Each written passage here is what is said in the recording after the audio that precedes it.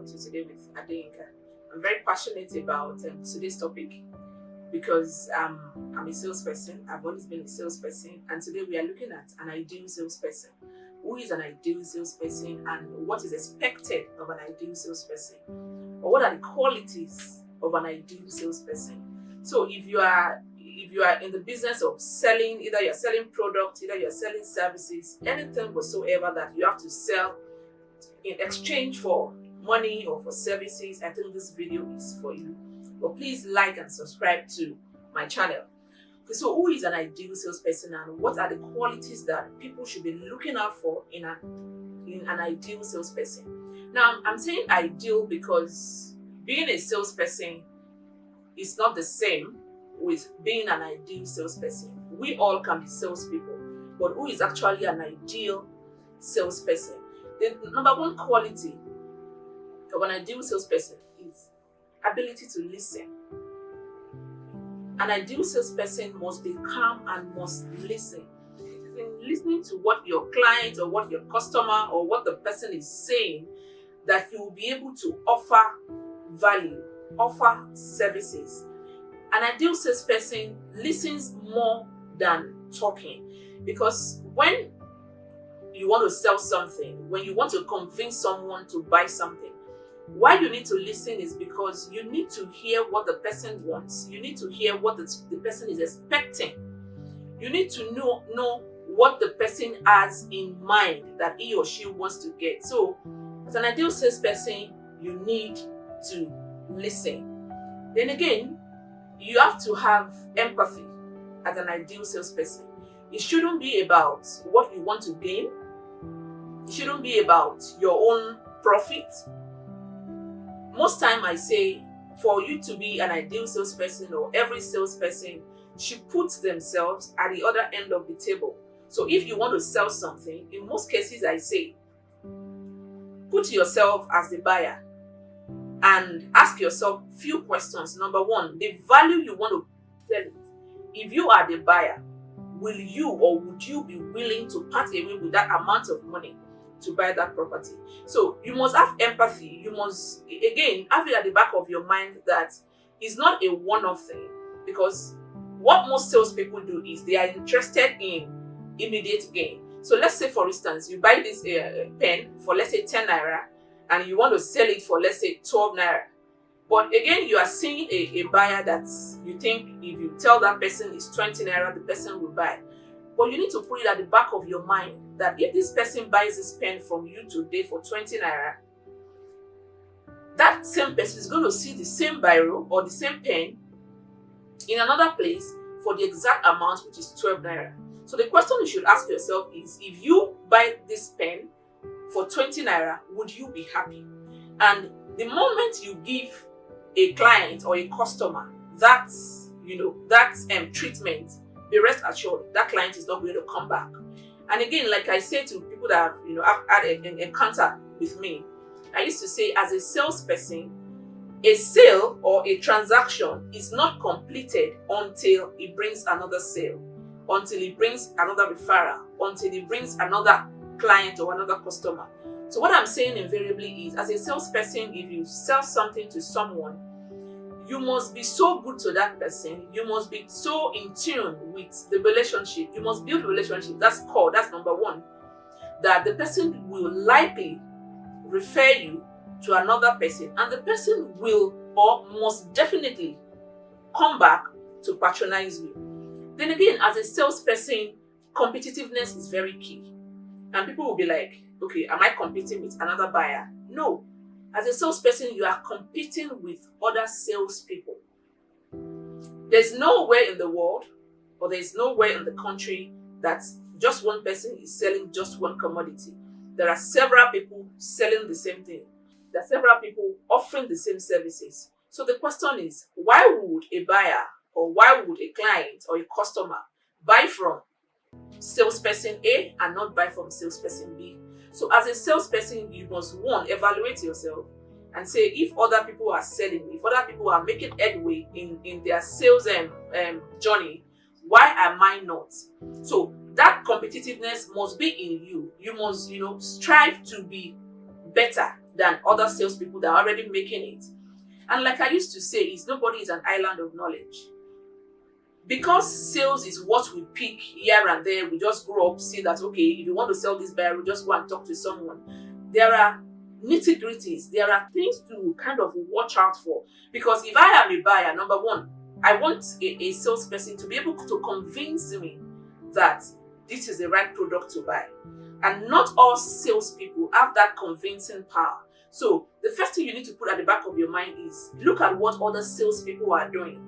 Look at what they are doing right and emulate it. Look at what they are doing wrong and build on it, correct it so that you can stand out. So as a salesperson, you must have that spirit of competitiveness. You must see what they are doing and try as much as possible to outsmart other salespeople. Another quality of an ideal salesperson is networking ability. You see, in most cases, when salespeople say they want to go for programs, more often than not, they tend to want to go to a place where they will see clients, where they will see customers. But if you put out an advert or if you put out a notice that you are inviting salespeople to just meet themselves and network, they tend to think, what am I going to gain? When you say, come and meet, salespeople should meet themselves, they tend to ask, what am I gaining from a fellow salesperson? But this is the way it works. This video is going to be very long, but it's going to be published in bits. Now, the truth about it is, ability to network amongst yourself. The values or the commodities that you don't have, it is in networking with other salespeople that you will be able to get those values or those commodities or those products that you would have. So let's say, for instance, I'm saying I want all real estate salesperson. Let's have a meeting. Let's talk. Let's share ideas. Because there are no clients involved, because there are not going to be new clients to be gained, a lot of real estate salespeople will say, no, I am not going. But the truth about it is, most times when we sell properties to clients, they buy properties from us, they will then ask us, oh, do you do interior decoration? Oh, do you do painting? Do you do furniture? But as a salesperson, if you are not doing those things, but if you have other team members, if you have your colleagues that you have already networked, you have each other's contacts, you can as well present that person and it will be like a team kind of thing. So as an ideal salesperson, you must have that ability to network amongst yourself. Then again, this is very passionate to me because I've said it in previous videos. As an ideal salesperson, you must be confident. Like I say, confidence comes from one thing, which is product knowledge. Anything you are selling as a salesperson, you must have the wherewithal. You must have all the details, all the features, everything about what you are selling. Because number one, if you don't have adequate knowledge about what you are selling, the confidence with which you'll be telling or convincing someone to buy will not be there. And what clients or what buyers or what customers want to see is they want to see that confidence in you.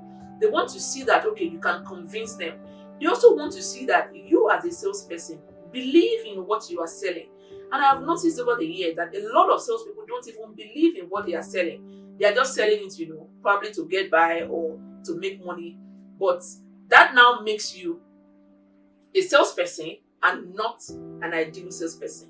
Another thing as an ideal salesperson, you must be curious. Curiosity must be key for you. I've seen people sell things and, when we ask or when people ask, oh, this is made from where? They'll be like, oh, I don't even know. Let me check. That means you are not curious about what you are selling. And it is in the curiosity you know everything about that thing, and that is what is going to propel you to have that confidence. That's what is going to propel you to have that convincing ability to convince someone to buy. And like I say, for everybody selling one thing or the other, clients will want to check, or customers or buyers will want to check from salesperson A, salesperson B, salesperson C before they decide. But as salespeople, do we now sit down and ask ourselves, why has this person made this decision? I go to shops and it will be a line of shops selling the same thing and I price around. But again, I will go back to a particular shop to buy. Something must be at the back of my mind for me to decide that this is what I want to buy. So as a salesperson, you must be curious to know. And customer feedback is also important as a salesperson. When you sell something to someone, be it products, be it services, you must at least know how that person is faring with that commodity. You must, that's why again I said in my earlier intro that empathy is key. Because if I buy this pair of glasses from you and probably, on my way home it got damaged and everything, if you call me back as a salesperson to check on me and I say, oh, this glasses is broken, number one, you should know as a salesperson that that relationship is a bit broken until you amend it, because you are trying to get a feedback. But if you just feel as a salesperson, I've sold and I have gone, that kind of customer will not and will definitely not come back. Another thing and another quality of an ideal salesperson is honesty. Honesty is key, and I would kind of relate honesty with quality. In as much as we live in a country where there are several grades of things, of commodities, of products. If you are selling something, if you know that, okay, you have several ranges, several prices, several quality, it is way better for you as a salesperson to lay your cards in front of your client or your buyer or your customer and say, this is going for this price because of this. This is going for that price because of this. There's no point playing that hanky-panky game of selling this for this price, because at the end of the day, the end is going to justify the means. For people watching, especially for some of us that buy clothes, shoes and everything, if you sell a clothes or if you sell a pair of shoe that ordinarily should cost 10,000 naira and you sell it for me for 50,000 naira, at the end of the day I will know. And when I know, even if you can't exchange it, I will know you have duped me and I will never return to you again to buy.